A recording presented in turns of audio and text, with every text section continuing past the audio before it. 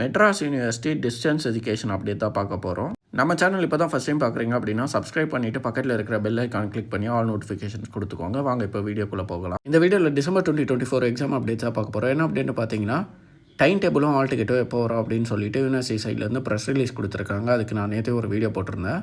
So இன்றைக்கி தான் time table வருது.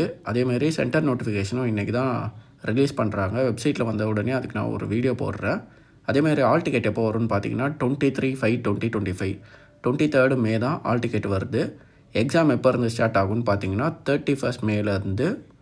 அடுத்தது என்ன அப்டேட்டுன்னு பார்த்தீங்கன்னா internal assessment last date extend பண்ணியிருக்காங்க. எது வரைக்கும்னு பார்த்தீங்கன்னா 31/5 வரைக்கும் இன்டர்னல் அசஸ்மெண்ட் டேட் எக்ஸ்டெண்ட் பண்ணியிருக்காங்க. இன்டர்னல் அசஸ்மெண்ட் யாராவது பண்ணாமல் இருக்கீங்க அப்படின்னா சீக்கிரம் பண்ணுங்கள்.